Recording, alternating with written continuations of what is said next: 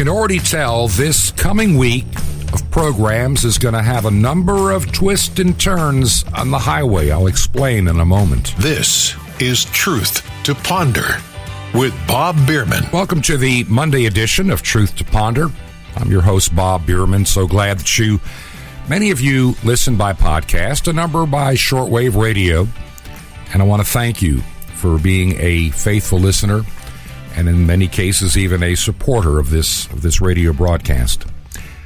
I've got a funny feeling this is going to be a week of programs that are going to be different, information coming out you didn't hear before, opportunity, just so much is going on. I was talking to somebody just this morning about the pace that God is moving in this world. I really believe that we're coming into a unique time. I'm not going to be bold enough and try to play false prophet and say this is the great tribulation. You know me better enough that I'm not going to jump in and start saying that I've got all the inside angle. I do know the Bible teaches to look at the seasons and the times. I get that. And the seasons and times that I'm seeing, at least in North America and the Western world, well, there's trouble brewing, let's put it that way. I'm seeing things in the United States that 30 years ago, 40 years ago, would have been unimaginable. But here we are. I see this purging coming very soon of those that are true believers in Jesus Christ to being pushed out of the marketplace. I'm reading stories about conservative groups and Christian groups being told by their banks, we don't want your business anymore. We're not going to process, if anybody's giving support to your ministry via, a credit card. No, we don't want you anymore. I've read about some that they get deplatformed. They can't even get to their own money for a while anyway. And I really believe this is going to be an increasing problem in the days, weeks, and months ahead. And there's something that, occurred over this past weekend. I'll be talking about it later this week. I've got so much to pray about and think about. But I'm just going to say it this way. God is calling his people to different places. We'll be talking about that later this week. The world is moving at a fast pace. And I want you to be thoroughly well informed about what is going on in this world. And that's why we started this program back this past summer, toward the latter part of the summer. We were already now at the end of August. The Lord had laid it on my heart, really, back in like May or June, especially after I had done some work in emergency management and had a really bad feeling about this pandemic and how it would be used in just very dangerous ways against the population. That it's more than just a virus. It's more than just a pandemic. And much of the information, and I know, has been changing consistently. And the chief liar of all of them is Dr. Anthony Fauci. I mean, I don't understand why he remained on and why he is doing what he is doing now that we know more about his history. Unless the new administration is thoroughly complicit in this man's, diabolical, work over the years. We're going to be talking about that today a little bit. I first told you on the weekend show back in probably April or early May, can't remember when, but I said I am convinced at that point. I was convinced that this was not a virus from the wild. I told you this phony story about, some dirty, wet meat market in China was just a ruse. And people said that's fake news.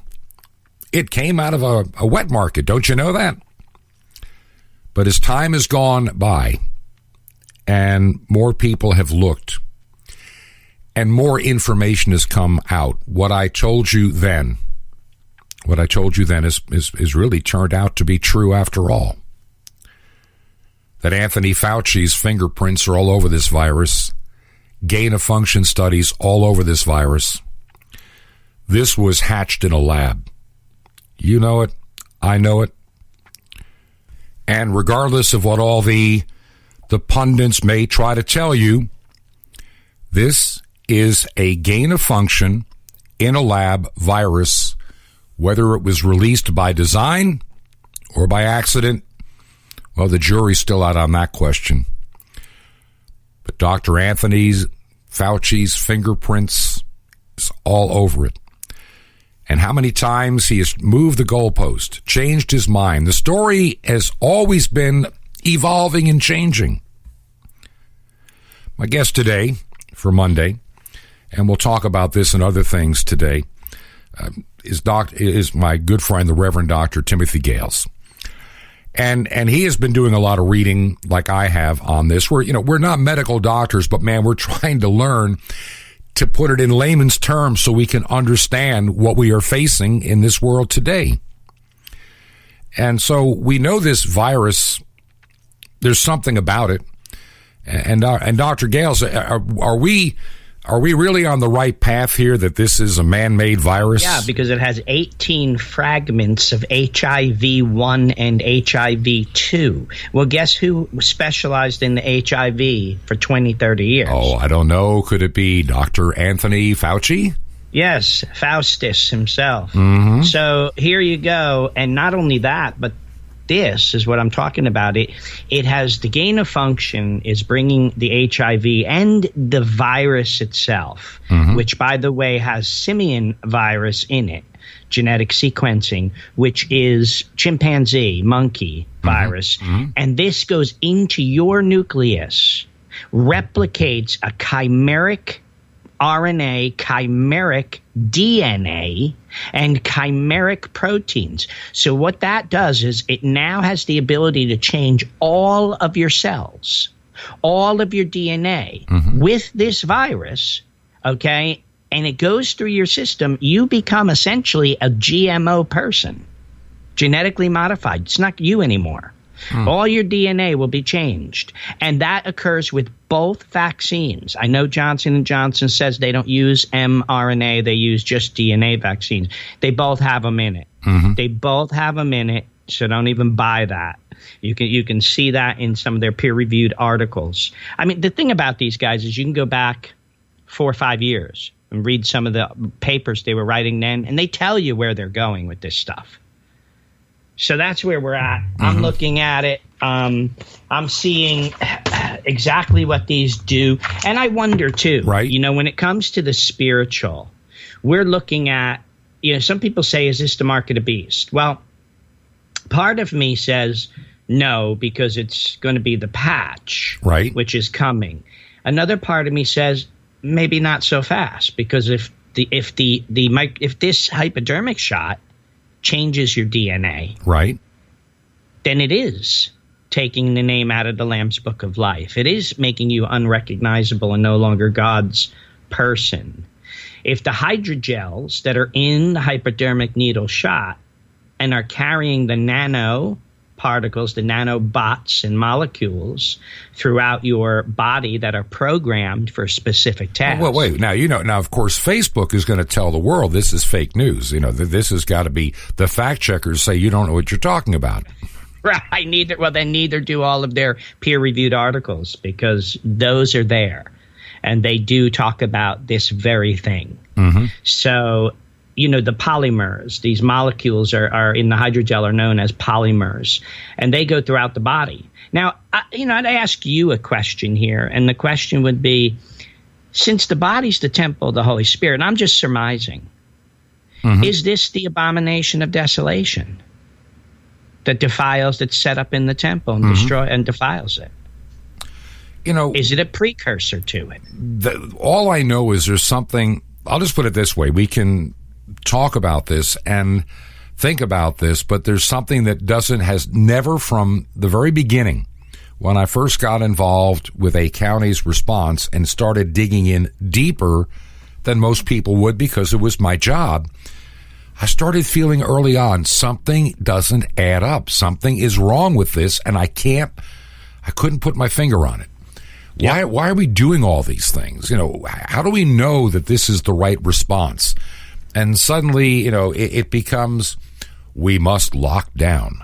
This entire we must lock down nonsense just doesn't make any sense to me. Even then, I'm thinking, okay, so we learned something by the time we got into the end of April and into early May. I think it was end of April. I'm watching St. Anthony Cuomo the Pious in New York doing one of his, famous press conferences with that, talking like, well, we were surprised by something. That 66 or 60, almost 2/3 of everybody that got the virus got it at home in lockdown. I don't get it. It's like, yeah. And it's King like, Herod. I'm going, wait a minute. So you already figured out that everybody that's getting sick from this virus is not getting it at a church or a restaurant or even a Subway. The majority are getting it at home. So what's your solution to protect us? Make more people stay at home. It's like, right. I never could understand. Okay, so up in Michigan, you can go to the big box stores like Home Depot and you can buy disinfectants and what have you, but you can't buy gardening supplies to feed your family. Yeah. Because that's going to spread the virus, but everything else is fine. Yep, kitchen forks are okay, but little trowel shovels for your garden, those could pass the virus on. I know. I mean, this is the kind of... We started getting into this culture, this lockdown culture that our country just fell victim to, in my opinion. Mm-hmm. And I really think that some of these governors in places like New York, New Jersey, Illinois, and others, they really started feeling the power, and they enjoyed their little power trip of saying, you can't do this, but you can do that. And just watching their subjects just, cower in fear, and they would get very angry at anybody that would not follow their dictatorial order. Yep. I will find you. I'll tear your building down. Whatever it takes, I'm going to win. You're going to lose. Yeah. Welcome to the new age, right? Yep. And at least the Supreme Court, for the moment, in a 5-4 decision, that ought to tell you that we're in trouble. Okay, so if you can open up a restaurant to 25% capacity, you're going to have to allow the churches the same privilege. And you got governors like, you can't tell us, I want them shut down. Shut down those places of worship. You can't have them. This is California. I mean, it's like we want to get rid of all Christians, shut down their churches. They're annoying. And they're enjoying this. Absolutely. Mm-hmm. So this is where we're at, and what we're looking at here is where we're kind of taking this step back now, seeing things open after Trump is out of office, right? And yet other things are staying the same. Yeah, and we're seeing federal troops staying in D.C. In D.C., we're seeing marches all over cities all over the country with these far extremist leftists burning things down, say, if we can't have it, no one can. And they don't like Biden either. That's right, because they created a monster, and now they can't stop it. But notice that they're saying these individuals are, they're probably going to blame it on us and say it's radical right-wingers. Of course. Which is pathetic. Look, it goes back to 1932 Germany, the Reichstag fire. I mean, burn your own building down and blame it on your enemy, and then you get more power. Mm-hmm. And that's what they've been doing. Speaking of which, I go back to January the 6th, and I remember I watched the entire, because I'm retired, I get opportunities to do some things. Just so happened we decided to watch that entire, rally.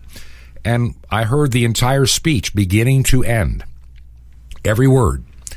And nothing in that speech gave me any feeling that somebody's going to, bust into the Capitol building and hurt somebody. None of that was anywhere in the speech, which is one of the reasons that the mainstream media never plays it. Because if they played it, it destroys their own fake narrative. And it destroys the Democrat narrative, of this, we have to secure the Capitol. These Trumpsters and these conservatives are out to kill us. This is AOC. And they really believe that. Think about it. You're watching probably one of the greatest forms of gaslighting ever foisted on the American public. And if people don't know what gaslighting means, it goes back to an old play from many, many years ago when people had gas lights in their house before electricity. And what this guy was doing was turning the gas pressure down a little bit for the whole building. And his wife is thinking that it's getting dark. He goes, "No, honey, everything's fine. It's wonderful." He's trying to drive his wife crazy, or make something's the matter with you. Something's the matter with you. There's plenty of light in the room. I'm fine. You must be going blind. You're crazy. So gaslighting is saying, these Trumpsters, which were all peaceful rallies, are actually radical fascists who want to destroy society. They're gun-toting, religious extremists, white nationalists who want to kill everybody. Yeah, and they think there's and they're not woke enough to understand that men competing in women's sports is a good thing. Right. I mean, the poor guy couldn't. He only came in fourth in the men's competition, but he wins in the girls. This is insanity. This is mental illness is what it is.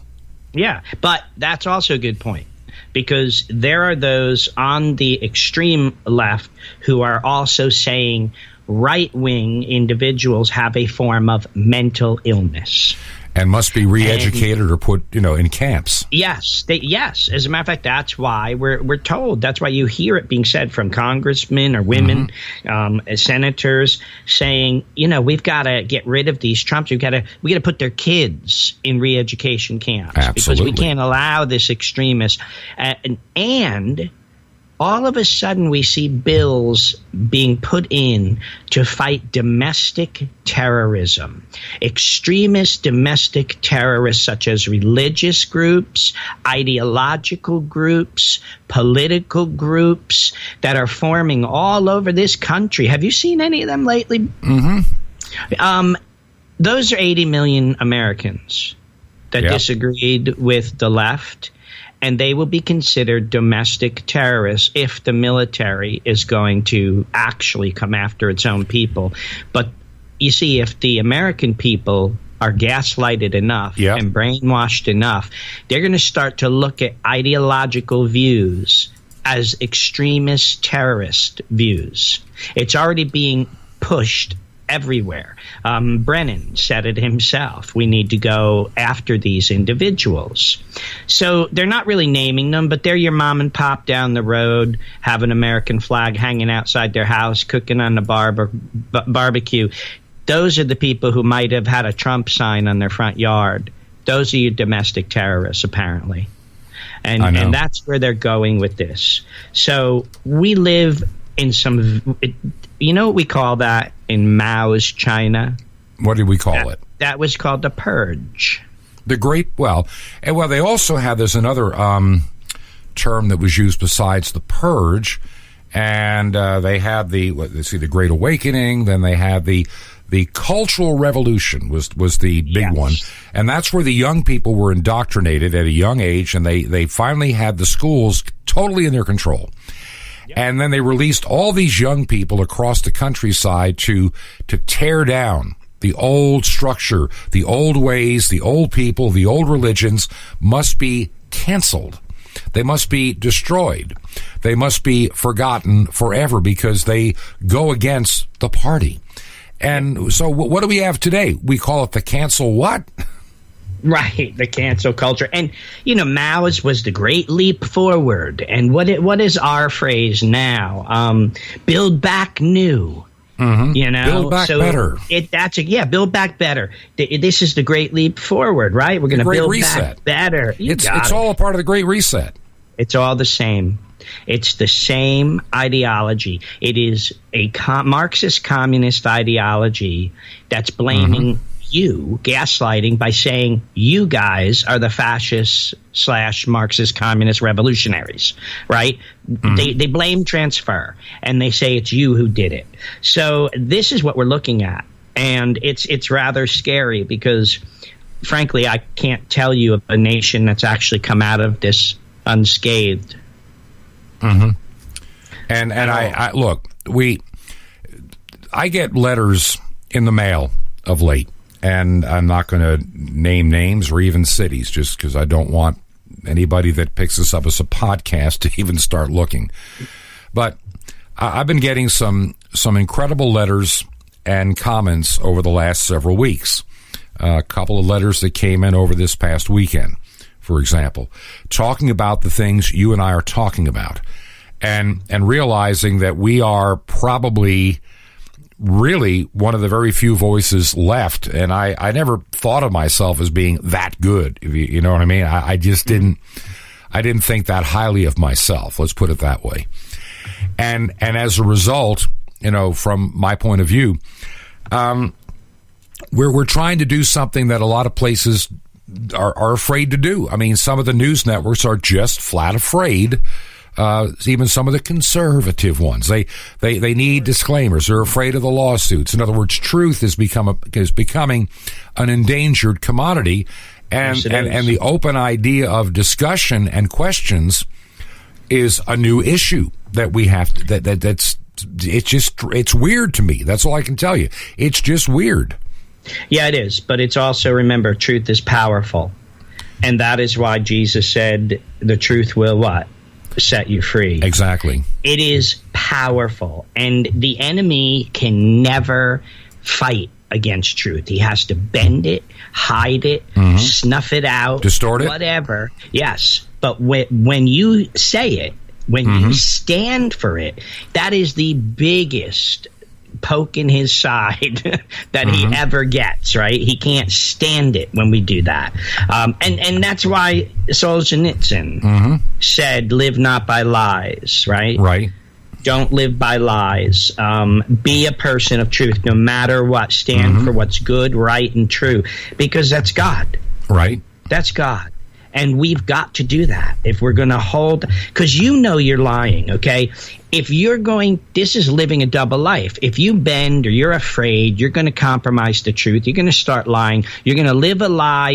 They're lying. They know you're lying. Everybody's lying to each other. You want to live life like that, where you're a fake, lying person? Is that going to make you feel good? This is the problem. And many people do couch out of that out of fear. But that's why you gotta look the fear in the face, right? And I always say fear, FEAR, forget everything and run. Yeah. Don't run. Stand your ground. And what does the Lord say? He says, resist the devil and he will flee from you. Stand your ground. But you see, even in times like this, Mao's China and Stalin's Russia and so forth, there always are purges. There are those who stand for truth who will be taken away, right? Either killed or taken away and put somewhere. I can't tell you that's not going to happen. I mean, you could sit here and say, but come on, this is America. Yeah, look at it. Does it look like America anymore? No. And you betcha it can happen. And it very well may. And we may be the ones being, ostracized and ridiculed in the town square, just like in Mao's time, for being the old traditionalists who won't change for this new cultural revolution. And the fact of the matter is, you're going to speak truth or you're going to kowtow. Yeah. This is really what we're looking at. So we're looking at detention centers built, which are quarantine camps, right? Supposedly. Yeah. We're seeing people being whisked from airports right now in Canada and brought to quarantine hotels, they call them, but they won't tell their families where they are. Yeah. This is right across north of the United States. It's not like it's in some faraway place in the world that you'll never go to. It's right next door. It's American citizens who flew up there from Michigan to do 4 days of a business transaction. He gets off of the plane. They whisked him off to some quarantine hotel. His family couldn't know where he was. He had to stay there for a number of days. And he said they had guards out on the a balcony, so you couldn't leave your room. They would bring stuff to you, but you couldn't leave your room. This is not freedom. It's not a free society. Well, I'm sorry, and we've got some listeners in Canada, but no offense, you have an idiot running your country. I mean, I can't be any. I'm trying to be polite, but you've got a leftist fool of an idiot running your nation. I don't know which is more dangerous, the fool that's running ours right now, who may not even know what he's doing, because I think he's mentally compromised. I think he's nothing more than a placeholder figurehead. That's my opinion. And I don't believe that he has any idea of what he's even doing. Right. Well, I think he does. I think he's obeying those who are telling him what to do, and that's it. His father was a bigwig there in Canada as well. Right. But he is bought and paid for, and he's their puppet. What we're seeing now around the world are puppets in high places. Yeah. And these are put there by the intelligence communities and others who are also bought and paid for. I wonder sometimes whether Bill Gates is a puppet, for somebody behind the scenes. But I can tell you this. The man is becoming a feudal lord. He is buying up he's involved in all of our food production. He's buying up all of the farmland. He's also with all the medical institutions and our health foods and our health medicines. This guy is involved in every facet of your life, and you have to ask yourself, why? And I mean, look, here's a guy. If we're going to be intellectually honest, and let's go back to all my years, starting out with the computer days, even before Bill Gates came along. He comes along with a stolen DOS operating system, literally stolen, and then he steals the idea of what Apple's doing with a graphic user interface, and he starts selling this stuff, and governments are buying it up left and right because, hey, these are the new computers we got to use. And they turned this guy that was working out of a little, out of his garage or some kind of nonsense. And now he's one of the wealthiest people in the world because of stolen technology. I mean, that's what it is. He became a billionaire by being a thief. Let's be honest. Yep. And, when you listen to him and you see him, they make him sound good in his little infomercials there about his concern for the vaccinating of the world. Health, not concern about the hundreds and we need these quick response teams all in their hazmat suits to save us from all the new viruses that are going to be that are just going to happen in this world. How can this be? The medical SS, right? And here's what you've got. I have right now, if you go to windowscentral.com, 2 years ago, 2018, there's an article entitled Microsoft, the ID 2020 Alliance, and Universal Identification in You. Yep. Now, in just 2 years ago, they're all, and not only is this, I mean, when you read it, you say, well, we're here. They're doing it now. They were preparing for it then, the ID 2020 Alliance and its 2030 goal. Yeah. This is the Great Reset, which Klaus Schwab said by 2030, they want to you won't own anything and you're going to be happy. You're going to be happy. And, right. So this is, he's involved in this. Gates is involved in this, been involved in it for a long time. They have a desire to control the world. We talked about it last week with the glass surveillance system. With these, why is this virus that is 99% survival rate, why does the whole world have to get vaccinated? And if we don't, you'll be squeezed out of society because of the public-private partnership. Yep. We're going to talk about that in a minute. We got a break coming up here, and when we come back, there are two things I want to pick up on. You're right, being squeezed out of society, being ostracized, we are coming, and people don't get it, we're coming to a new place in this world, a place that I never thought I would be. It's like I said on the program, I guess it was the other day, the title of the program was, 1984. We're 37 years late, but we finally made it to 1984. And we're seeing the Big Brother is watching. We're using big tech is the cancel culture. Things that I'm saying right now, if I posted on Facebook what I'm currently saying and what Dr. Gahles is saying, we would be, covered up with the fake news thing. Our fact checkers say they're wrong. You can't believe that. We know better. You listen to us. We are the ministers of your truth. And to me, a guy that looks like a meth head, and acts like one, and it's like he's high. Whenever you listen to Jack Dorsey, the guy is not, something. What's the old saying? He's like a couple of beers shy of a six-pack or something. I don't know, but there's something wrong with him. And so many of these billionaire class guys. And we're supposed to be, you notice that everybody that's trying to really tell us how to live our lives and lock us down are billionaires who made lots of money during the lockdown, like Amazon, just to name one, and the big box stores, to name a second, and the ma and pa's got destroyed. We got to take a break. If you believe in the work we're doing here at Truth to Ponder, would you let us know this week? We have moved the airtime of one of the programs from 4 p.m. Eastern to 5 p.m. Eastern on 5950 kilohertz. That seems to have been, everybody that responded said it was better that way. And we're finding out that, ironically, at 6 p.m., we're beginning to get good results again on 9395. So we're excited. And then, of course, tonight, 10 p.m. Eastern, 5950, and then again at 11 p.m. Eastern, 8 Pacific time, we are on KVOH at 9975 kilohertz, and that's one station over the next couple of weeks. I really need to hear that our investment in doing that particular station, I need to know. Because when I get to next month, and I'll probably go one more, but at that time I've got to be reasonably sure that there are people that are listening and that the ministry is being effective. You can use our website, which is truth2ponder.com, truth2ponder.com, and of course you can write us, and our address, and I'll give it again after the break, but I'll give it to you real quick.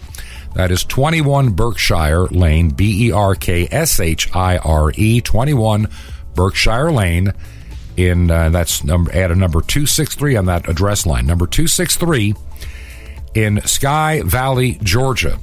Sky Valley, Georgia, 30537. And I've also got something else I'm going to share that I don't know what's going on. There's something happening. And my wife and I tomorrow are going to be looking at something, and I'll tell you more about it. But right now, we'll take this break. This is Truth to Ponder with Bob Bierman. Not a fishy book. In a moment. Shalom Alechem. This is the nice Jewish boy, Jonathan Kahn, your Jewish connection, bringing you the riches of your Jewish roots in Jesus. Get your pen out as fast as you can so you don't miss out on receiving a special free gift you're going to get and love in a moment. But you are a chosen people, a royal priesthood, a holy nation, a people of God's own possession, that you might declare the excellencies of him who called you out of darkness into his marvelous light. The beautiful and holy words of Scripture. And amazing, too, when you realize these are the words of a simple Galilean fisherman, Shimon Kepha, or Simon Peter. Now, when did he learn to write like this? Did he take an adult ed evening class on eloquent writing? See, until Messiah, this guy's entire life was summed up in one word: fish. But when he writes the letter of Peter, there's nothing fishy about it. His words now are filled not with fish, but with a knowledge of heaven. How does a fisherman come up with such majestic words? How does such a fishy life produce such a non-fishy book? Well, a fisherman doesn't, but God does. The writing of Peter is graphic proof of God's power to make a simple life a majestic one in the new birth. Throughout his life, Peter had a lot of discouragements and a lot of opportunities to return to what he was most comfortable with, fish. But he just kept pressing on in God. And if he didn't press on, the books of Peter would be about tuna and salmon and haddock and scrod and sardines and anchovies. But instead, it's about heaven. so too God will take the fish in your life, the common everyday things, even the smelly things, and turn them into something heavenly. You just never give up. You just keep pressing on after him and away from all those fishy things in your life, and God will make your life something majestic and move you from a distinctively fishy life to a truly heavenly one. Want more? Ask for a living hope. Now, here's something that's not fishy. How often do you get something offered to you priceless, wonderful, life-changing, and free? Here goes right now. Sapphires. It's as precious as it sounds, guaranteed to help you have a life of joy and victory and the incredible mystery of the temple doors. You'll love it. It's priceless and it's free. How do you get these free gifts? Easy. Just remember Jesus' Hebrew name, Yeshua, and dial it. It's all you do. Just dial 1-800-YESHUA-1. You'll be so blessed, but call now. 1-800-YESHUA-1. I invite you to join with me in bringing salvation back to God's ancient nation, Israel, and all the unreached peoples on 5 continents with over 1 billion people. Just call now. 1-800-YESHUA-1. That's YESHUA-1. Or write me direct, The Nice Jewish Boy, at Box 1111, Lodi, New Jersey, 07644. It's a Nice Jewish Boy, Box 1111, Lodi, Lodi, New Jersey, 07644. Till next time, this is Jonathan Kahn saying Shalom Alechem, peace be to you, my friend in Messiah, Or HaOlam, the light of the world.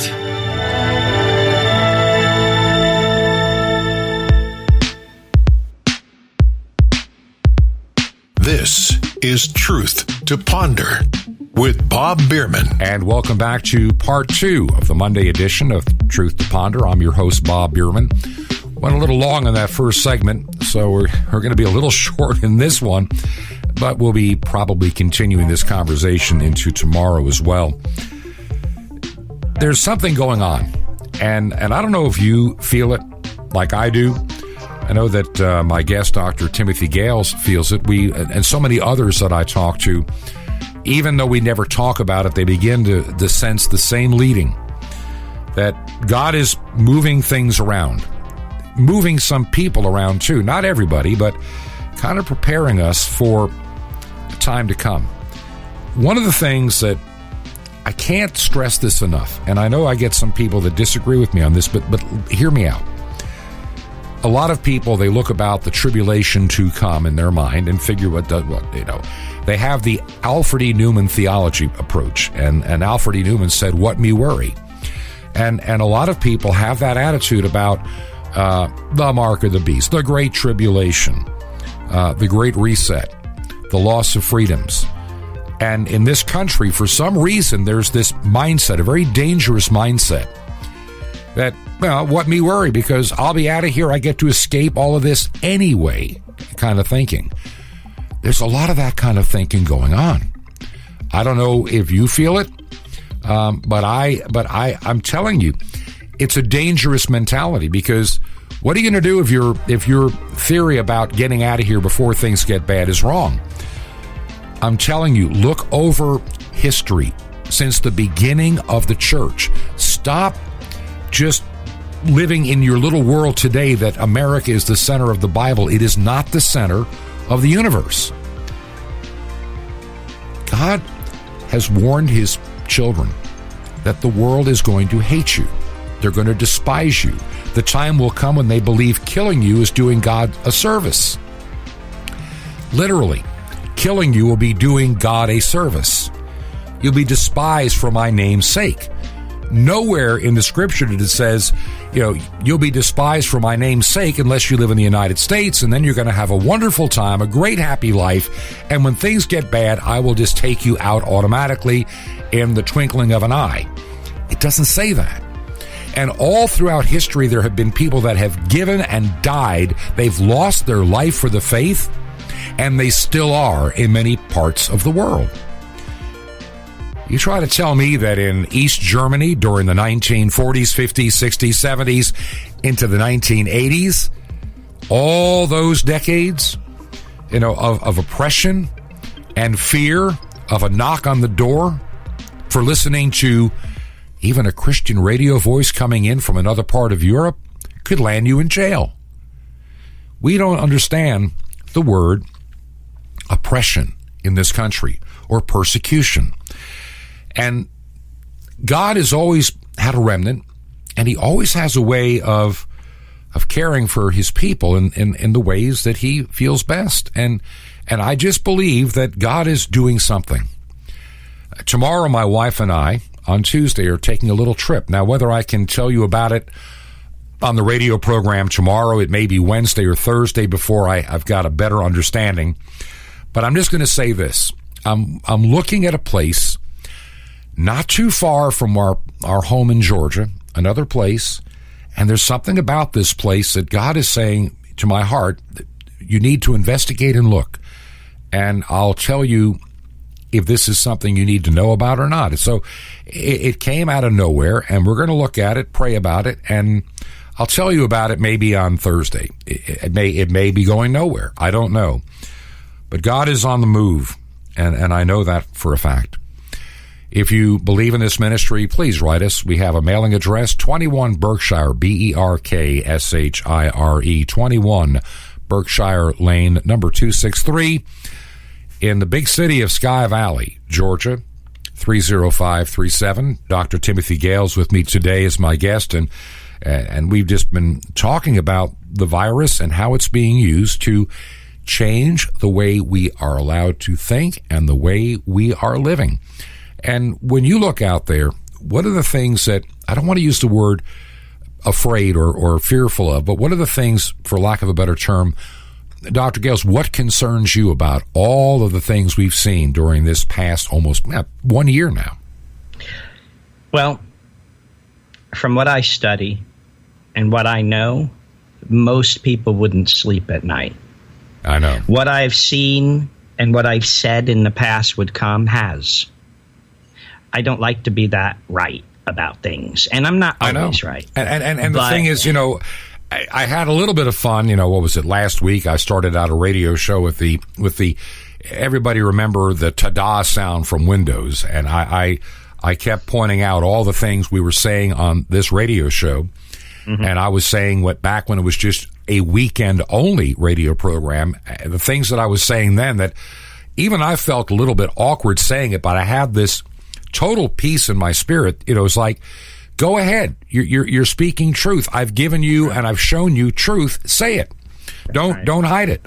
Don't put that information or light under a bushel basket. So, I'm on the radio saying this stuff, and, the beauty of it as a weekend show, it wasn't quite the audience we have now, but people were picking up on it right away, saying, you're right. There's something that you're right. It doesn't feel right. It doesn't smell right. It doesn't look right. It doesn't pass, the test of being truthful. And all this stuff we're being told about this virus, a lot of it is not factual. It's look at how many times the goalposts have been ripped out of the ground and run down the field and moved somewhere else. And now it's out in the parking lot. And I think it's going to be over in the next county by next week. They keep moving this thing. And you have to ask yourself, why? So why are they moving it? Why are they changing it and making it more malleable? Is it because this virus is becoming more malleable? You have these individuals, the Gateses of the world, the scientists that he funds, and his foundations. You've got Schwab in the World Economic Forum. You've got these individuals talking about all these future pandemics. How do they know there's going to be future pandemics like this? How do they know they're even going to be alive when how did they know to have a complete trial run in October of 2019? Yes. There was a whole trial run. I understand the term, what is called a tabletop exercise. I've participated in many, and they're very intensive if they're properly planned. They're not. This is no joke. You really are put into a scenario where they're throwing information at you, and you have to see how you're going to respond. It's part of the testing of the process.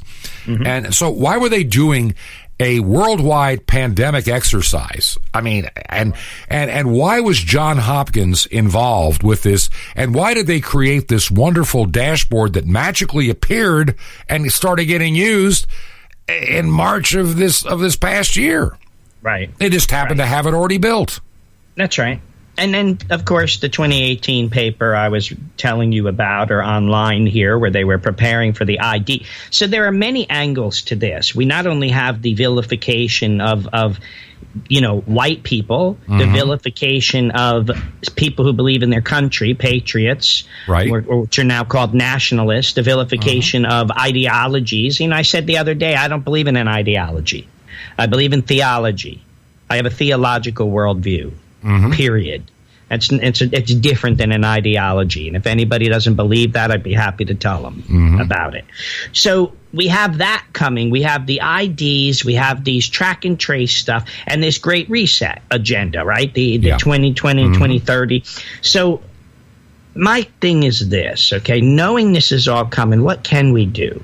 Like you and I have spoke about before, some ways we can do this, communities can kind of stop the Great Reset agenda, is number one, localization. I think on the smaller scale, people can accomplish a lot by simply changing their buying habits. Yep. Right now, we buy 80% outside of our community, maybe 20% in local farmers market. Switch it around. Do 80% in your local community and only 20% out.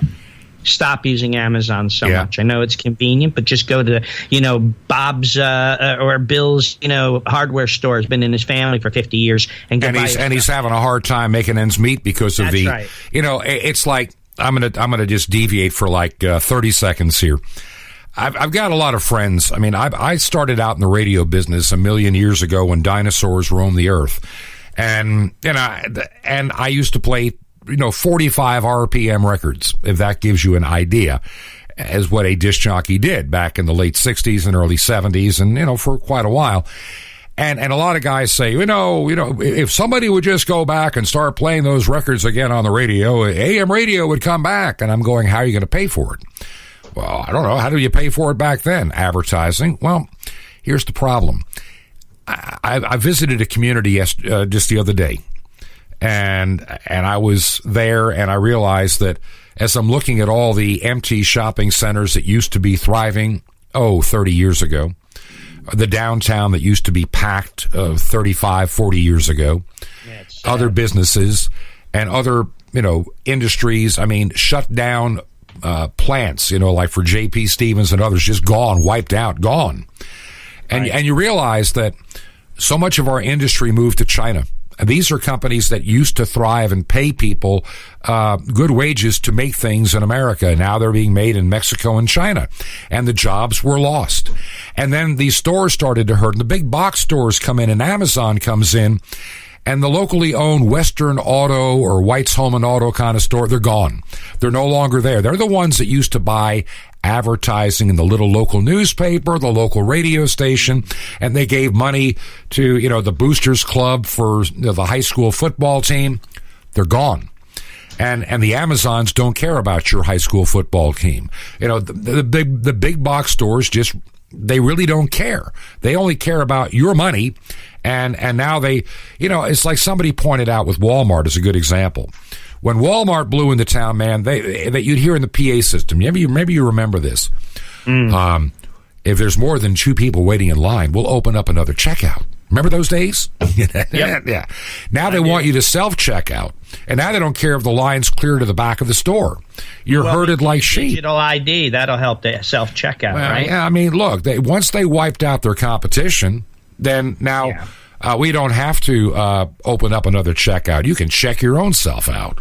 Well, see, that's part of localization. That's why we need to bring the competition back. We need to support it. We need to individuals can start their own businesses from home, focusing on production of necessities. Absolutely. People have skills and different skills in local communities, and we can start our own small businesses. We can also help one another in that. You and I have a mutual friend, and I'm not going to mention his name per se. I'm going to get him back on the show, I hope, someday. He's a little shy. I don't get it, but, He once made a statement that when you get 30 family units together, 30 different family units, you following? Yep. You have a community. And generally when you got roughly 30 family units, you begin to have the various skills and trades and talents you need to be self-sustaining and not being dependent as much as you would on others. That's right. And that's part of the localization. So you want to stop the Great Reset or work against it. Localization is number one. The second would be an organized refusal to comply. You had mentioned going out to eat recently, where you're at. Nobody's complying with the masks. No. I went. I won't say where it was. It wasn't in the town that I live in, but my wife and I, over the weekend, we were in another town, in another county, in another place. And we walked into this little restaurant, that shall remain nameless, and nobody was wearing a face mask in there. No one came in or walked out with one. Were they dropping dead in the aisles? I didn't notice it. Right. And all of a sudden, where they used to have every other table, now they're using every table because, the waiting, the chairs for people waiting, they're sitting right next to each other with no face mask. They're waiting for a table. There's like 20 people sitting in chairs in this little restaurant waiting for a table. So here's the idea of an organized refusal to comply. Another one would be start establishing barter networks. Absolutely. People don't understand, barter networks have been around forever. Yes. Okay. They're they are the base fundamental, or what the universal go-to solution during economic collapse. Every society in modern history has used barter markets to stay afloat during financial crisis to bypass government economic controls. And we have to be willing to do the same. We do. I mean, look, I might not have $1,000 in the bank, but hey, if I happen to have a 12 bottles of whiskey, I bet you I could get things I need for a bottle of whiskey. And I'm not saying do that, but you know what I mean. There are things that people are going to want that you're going to have that you can barter with. No matter what it is, salt or tea or coffee or, all of those things. So we've got to start organizing barter networks within our communities now. We got to do that now. That's an important way to truly rebel against this Great Reset. And then I would say take back your management of local resources. Absolutely, and your local governments. Yes. I don't. Let me explain something here that a lot of people miss. And when you think like a leftist, you think in terms of federal, orders, coming from the top down. But when you start getting into certain counties away from the big cities, they frankly don't care what that guy in Washington has to say. And they're not as inclined to pay that government a lot of attention. And when you get enough places that are just not paying attention, even the big government's afraid to make too big of a noise because it can backfire and give them bad publicity. So where do the big governments, where do they do their dirtiest deeds? In the big cities that are controlled by leftists, that are full of leftists, that keep voting in these leftists, where they can get away with it. Because they're the first people. Let's be honest. One thing I can tell you, when you talk to a true believer in Jesus Christ, they're not going to be a leftist. They can't happen. And I'm not saying it means they're going to be Republican by any stretch of the imagination either. I'm just saying, without any reasonable shadow of a doubt in my mind, I'm telling you, that, a true believer in Christ could never be an authoritarian leftist. Number one, we don't want the government doing what the church has been called to do. Number one, we don't want them doing it. Things that the church are called to do belongs to the church. You want to know something? We're about to run out of time today. I'm going to have to bring you back tomorrow, and we're going to pick up on this topic. We really need to. There's so much going on. Any closing thoughts for today, and then we'll pick up on this tomorrow. Yeah, I would just say this, through all of this and everything we say that does sound scary, we do need to remember God is in control, right? And I like to remind myself, you've been born for such a time as this, and we have a say. And we have a say whether this is going to be a Maoist revolution in America or the greatest moment we've ever had as a nation. That's up to us. My guest on the program today, the Reverend Dr. Timothy Gahles. He's been a regular on this program now for quite a while. And I was looking at some letters that came in over the last several days and the weekend, and a few people mentioned they love these conversations that Dr. Gahles and I have. This program is not my occupation. It's not what pays me or keeps me afloat.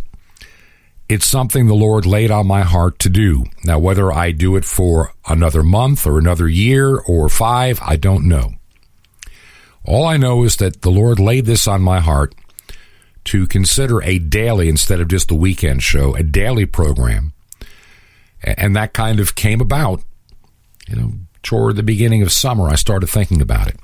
But I also knew that it was going to be a lot of work, and it was going to be not cheap, because I wanted to do this on shortwave, and I've got my reasons. I really do.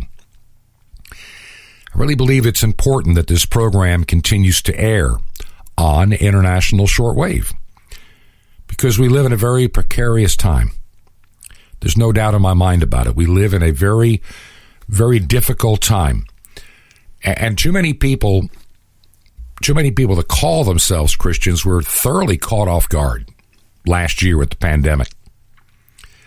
I can remember, and I've shared the message before, I'm not going to play it now or anything, but I preached a message called Fear Not. And this is like back in February of maybe about almost a year ago. And we were just beginning to hear about the coronavirus. No travel restrictions. Nothing had happened yet. But I was already beginning to get calls to consider would I come back to work and help a person I'd worked with for a number of years in their response. And this is all new to all of us. This was going to be something really new for each and every one of us. We had never been through anything like this. And so I agreed, but I learned a lot during that time, a lot of things you never heard on the television or in the news. I learned a lot.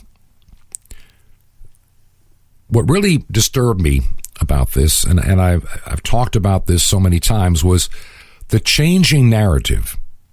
It's like, okay, we say this week, then next week it changes a little bit, next month it's totally different, then it's totally different again.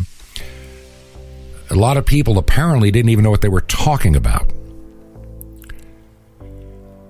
And so what I've been trying to do is distill through all the noise and try to find out the bits and pieces that are true, that we can count as scientifically valid and truthful. And that's what we'll continue to do in this program. Now, there's something else happening in the background. My wife and I are feeling this very strongly, that God is beginning to move his people a little bit. Some people may be the hub where they're at, even if it's a bigger town. I look at this map of the United States where people visit the website. That's pretty much the only information I glean from anything, is just roughly where somebody is going to the website, like a city and state, and that's about it, or city and nation. And I look at the mix of where people live. Seems to be like 65 to 70% of all those that listen to the program and go to the website live outside of a major city. Now, there are a few that are in a city. There's one in New York City. There's some in Detroit that I'm seeing. Even Toronto, Canada. But then again, a lot of small town Ohio, Indiana, Pennsylvania, North and South Carolina, Georgia, Virginia, even Tennessee, and states like Minnesota. And I can just go on a long list.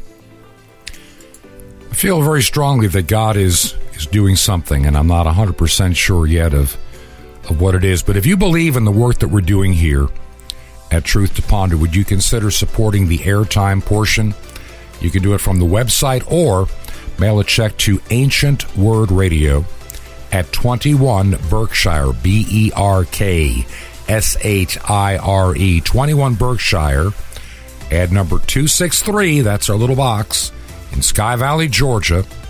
And our zip code here in Sky Valley is 30537. We'll see you tomorrow. This has been Truth to Ponder with Bob Bierman. To find out more, visit our website, truth2ponder.com. That's truth2ponder.com. Truth to Ponder, shining the light of truth in a darkening world.